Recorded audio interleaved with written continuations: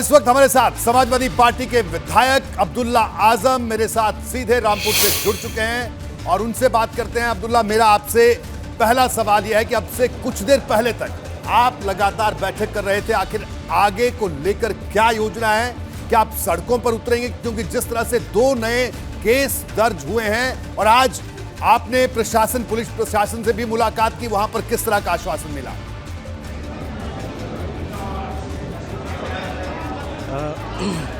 बहुत शुक्रिया।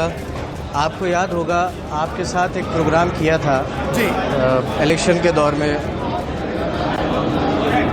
आवाज़ वापस आ रही है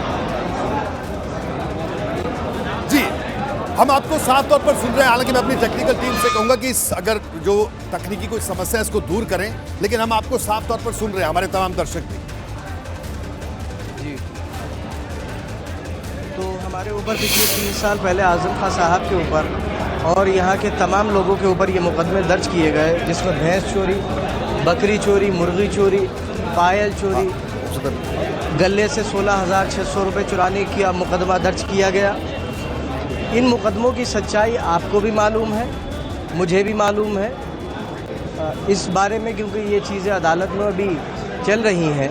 लेकिन जो 2 मुकदमों का आपने जिक्र किया, असल में हुआ क्या है कि FIR लिख देना और चार्जशीट लगाना एक अलग चीज़ है, उन्हीं मुकदमों का ट्रायल पर आना एक अलग चीज़ है। अब वो मुकदमे जो भैंस चोरी और बकरी चोरी के 3 साल पहले रामपुर प्रशासन ने और पुलिस ने आजम खान साहब और यहाँ के तमाम लोगों पर किए थे, अब वो मुकदमे ट्रायल पर आ गए। और जब वो मुकदमे ट्रायल पर आए हैं और उनकी सच्चाइयाँ खुल कर सामने आ रही हैं और न्यायालय के सामने आ रही हैं, और वहाँ लोग खड़े होकर ये कह रहे हैं कि बहुत से राजनीतिक दलों के लोग और पुलिस के लोग हमसे सादे कागजातों पर अंगूठे लगवा कर ले गए, तो बेचैनी है। और बेचैनी इस बात की है कि अगर सच्चाई सामने आ गई तो जिस व्यक्ति को इस देश का सबसे बड़ा माफिया बनाया गया था, उस पे क्या जवाब देंगे? सुप्रीम कोर्ट ने जो मैं कहूँगा जो मदद करी, जो न्याय किया हमारे साथ, वो बर्दाश्त नहीं हो सका इन लोगों से जी। इसलिए अपनी उन तमाम चीज़ों को छुपाने के लिए मैं तो आपसे रोहित जी एक सवाल करूंगा। आपको याद होगा, आपने आजम खान साहब का भी एक प्रोग्राम किया था और उसमें आपने खुद ये पूछा था कि आजम साहब आपकी सेहत कैसी है। अभी 13 तारीख को आजम खान साहब मेदांता से डिस्चार्ज हुए हैं और अपने घर से सिर्फ 15 अगस्त के दिन झंडा फहराने के लिए बाहर गए थे और उसके बाद घर आ गए और उसके बाद से ही वो इलाज में हैं। क्या ऐसी सेहत का व्यक्ति किसी को धमका सकता है? और अगर धमकाया है तो क्या प्रमाण है उसका? कल जब हम यहाँ पर एडमिनिस्ट्रेशन के पास मिलने गए और जब हमने SP साहब से बात करी तो हमें जवाब मिला कि वो साहब लोग बड़े आंसुओं से रोते हुए आए कि हमें धमकाया गया। हमने ये कहा कि SP साहब, एक बार आपने जांच तो करा ली होती। पूरे प्रदेश में आज लोग, ख़ास तौर पर महिलाएं और उनके खिलाफ जिस तरीके के वारदातें हो रही हैं और ये बातें सामने आ रही हैं कि पुलिस के पास तहरीर लिए लोग घूम रहे हैं और वहाँ पर मुकदमे दर्ज नहीं हो रहे।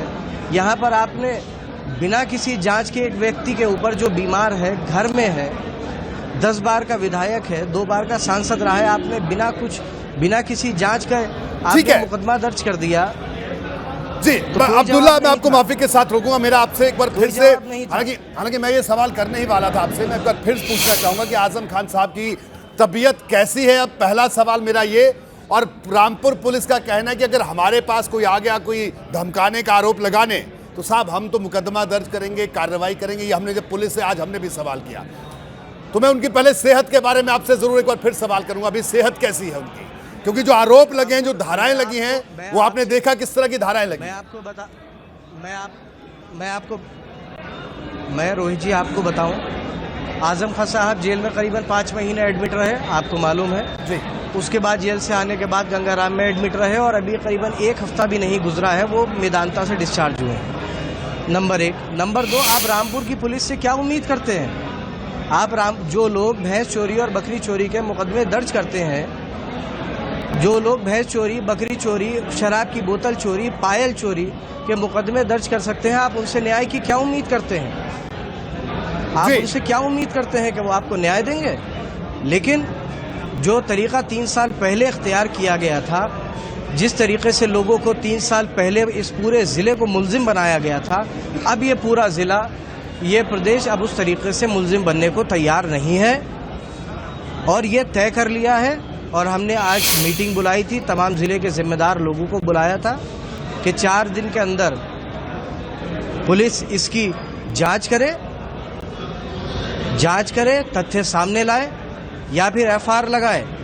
और अगर नहीं लगाएंगे और ये फर्जी मुकदमे लिखवाने वालों के खिलाफ अगर कार्रवाई नहीं करेंगे, तो जो हमारे लोकतांत्रिक अधिकार हैं, जो भी हम शांतिपूर्ण तरीके से अपनी आवाज़ उठाने के लिए जो भी कर सकते हैं, हम उस तरीके के प्रदर्शन करेंगे। हमारे पास अब अपनी आवाज़ उठाने के अलावा और कोई रास्ता बाकी नहीं बचा है। हम यहाँ के लोगों का, रामपुर के लोगों का और तमाम लोगों का बर्दाश्त करने की हद, अब बर्दाश्त करने की जो सीमा होती है वो खत्म हो चुकी है।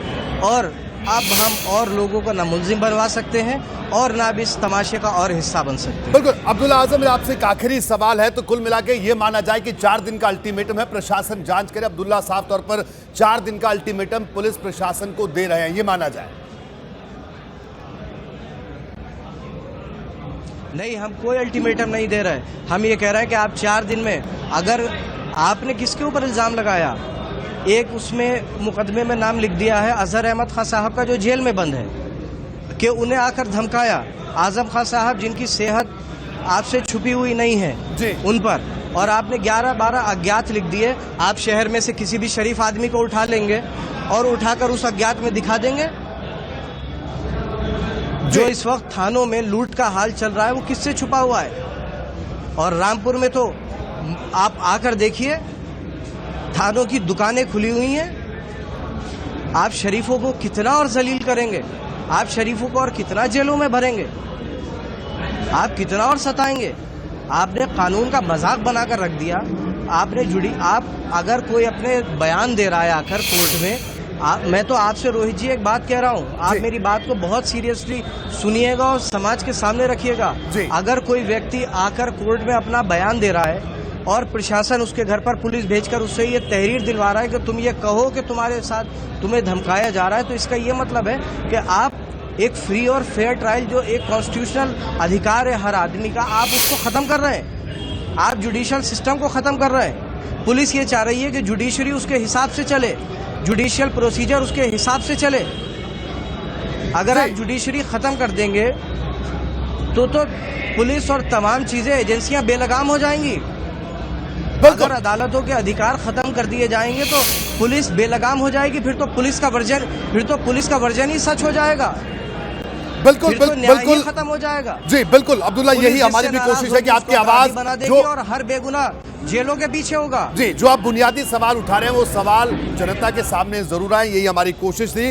अब्दुल्ला आजम, आपका बहुत बहुत शुक्रिया बीपी गंगा से जुड़ने के लिए, और आजम खान साहब की तबीयत का भी ख्याल रखिए, ये भी हम जरूर आपसे कहेंगे, क्योंकि जी अपनी बात पूरी कर लीजिए आप अब्दुल्ला जी। मैं आपसे एक बात ये कहूंगा कि ये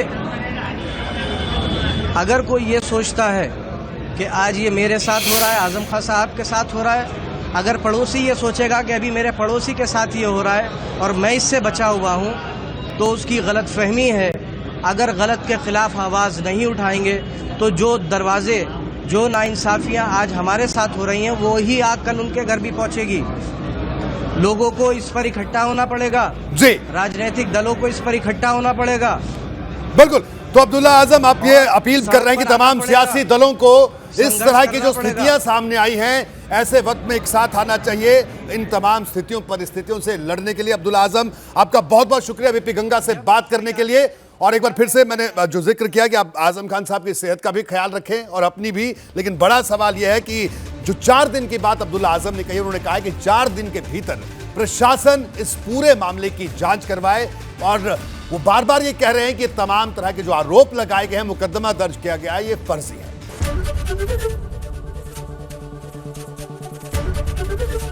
एबीपी गंगा, खबर आपकी, जुबान आपकी।